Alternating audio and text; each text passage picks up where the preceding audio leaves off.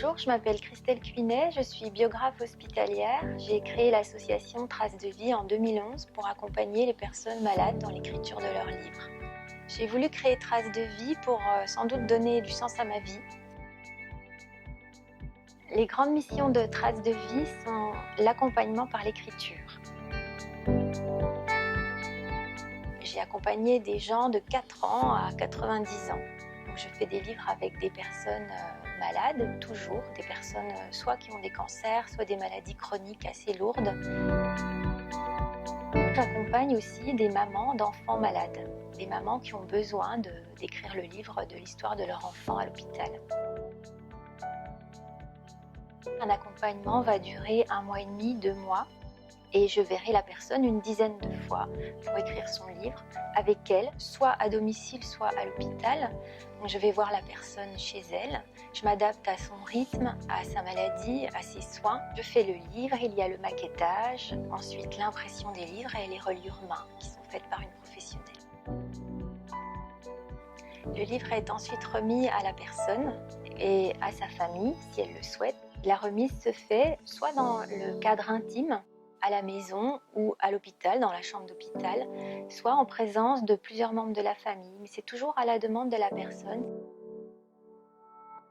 J'ai accompagné plus de 37 femmes, un panel de femmes très différents, des femmes en soins palliatifs, des femmes âgées, des femmes jeunes en soins palliatifs aussi, des femmes atteintes de maladies chroniques ou de sclérose en plaques, de diabète, des adolescentes de 16 à 18 ans traversant l'épreuve du cancer et ayant besoin d'en parler.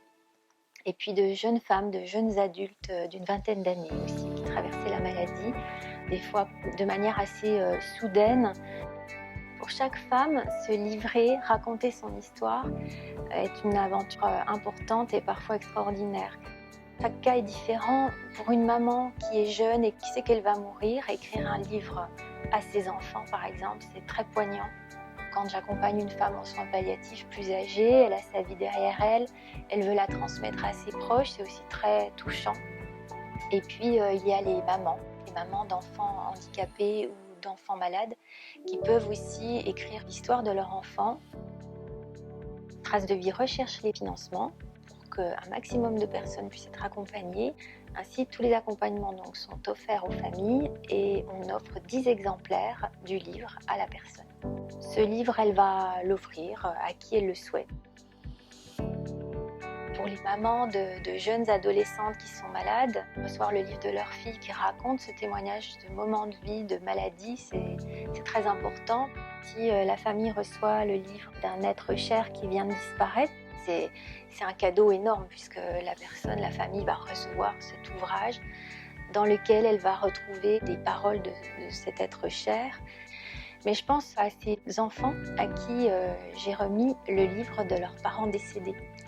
Ça, pour moi, c'est une belle réussite parce que je sais que pour cet enfant qui va grandir sans son papa ou sa maman, c'est un livre très important, c'est un livre très attendu et c'est un livre qui a du sens.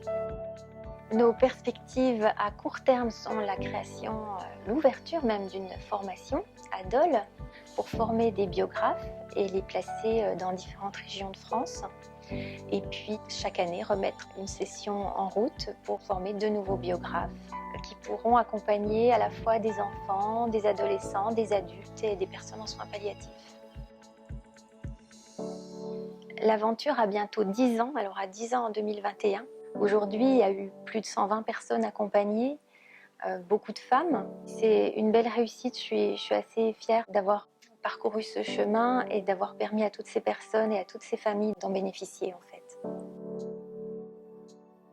Il y a eu des phases de découragement bien sûr puisque ça a été très long de mettre tout ça en place. Chaque année on ne sait jamais si on trouvera de l'argent pour continuer, pour aider toutes ces personnes.